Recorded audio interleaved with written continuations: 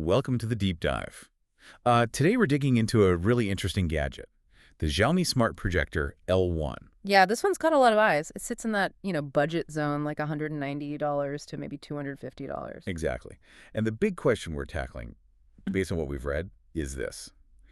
Is this the moment budget projectors finally got, well, good, actually worth buying? It's a fair question because the specs they're listing, they seem pretty ambitious for that kind of money. Right. Right. Like 200 ISO lumens, okay, but Oh. native 1080p resolution, that's not usually guaranteed down here. And a proper processor, too, that MT9630 with 2 gigs of RAM. I mean, you compare that to some of the generic Amazon stuff, the Hyper-UNs, the PVOs. Oh, yeah, those is... It suggests, some actual engineering thought went into it. Okay, so let's talk value. The smart stuff is where these budget models usually just, fall flat on their face.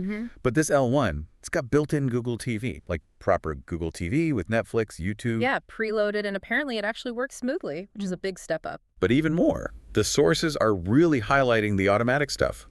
Autofocus, keystone correction, obstacle avoidance. Seriously. And that's the kicker. The reviews suggest these aren't just checklist features. They work reasonably well anyway. So no more fiddling with menus for 10 minutes trying to get a square picture. Less of it, definitely. It tries to handle it for you. And another thing, it uses an LCD panel. Okay, why is that important? It avoids that rainbow effect you sometimes see on cheap DLP projectors, that little flicker of color. Yeah, I know the one. Distracting. Exactly. So using LCD sidesteps that whole issue, it feels like a more considered design choice.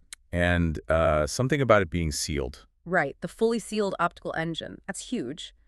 Dust is like the #1 enemy of projectors long term. It gets inside, messes up the edge. And grades it over time, yeah. Sealing it off is a big plus for durability, something you almost never see at this price. Okay, so the build quality, the smarts, the auto corrections, it sounds kind of amazing for under $250. Yeah. But there's always a but, isn't there? There is, and it's a big one. Physics. Oh, you mean the brightness, that 200 lumens. That's the trade-off. It's the fundamental limitation here. All the reviews confirm it. Oh.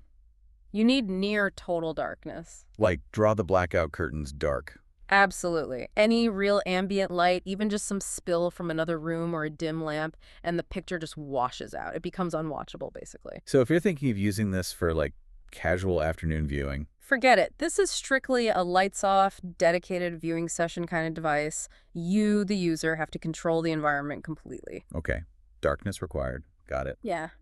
But what about screen size? They always advertise these massive screens, 100 inches. You can get 100 inches, technically, but the throw ratio means you need, 270 centimeters. That's almost 9 feet. 9 feet away from the wall. Yep. 8.8 feet to be precise. Okay, wait, how practical is that? In my living room, that's like halfway across the room. You'd be tripping over it. It's a real constraint. For a lot of standard rooms or apartments, finding almost 9 feet of clear space is a challenge. It makes the whole portability angle a bit theoretical, doesn't it? Kind of defeats the purpose if you need a specific large room layout. And what about the colors? Are they okay at least? They're acceptable. The reviews mention delta E values around 7. Delta E7. Translate that around me. Good, bad, ugly. Not ugly, not technically bad for just watching a movie casually. No. You probably wouldn't notice unless you had a better screen side by side. Okay. But it's definitely not accurate. Pro standards want delta E under 3, maybe even 2. So the colors are okay-ish, passable for fun viewing, but noticeably off if you care about accuracy. Right. So it's not competing with, say, BenQ or Epson in that $400, $600 range. Not even close, especially on brightness and color. Those projectors offer significantly more light output and much better color fidelity. That's where the extra money goes. So here's a thought.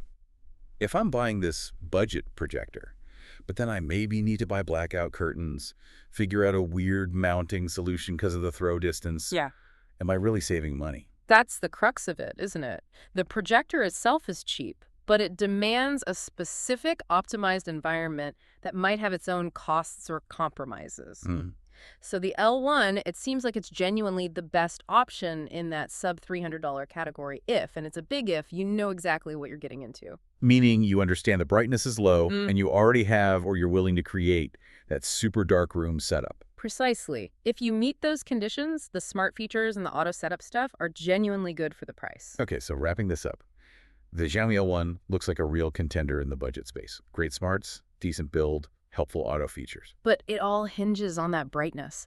Those 200 lumens mean you absolutely must commit to a very dark viewing space. No negotiation there. It's a non-negotiable compromise dictated by physics. Which leads us to the final thought for you, the listener, to mull over. If having those slick, smart features, the Google TV, the easy setup, if that's your absolute top priority, does it make sense to accept the darkness requirement? Or is it always better in the long run to just save up a bit more, maybe double the budget and get something significantly brighter? Where's the real value for you?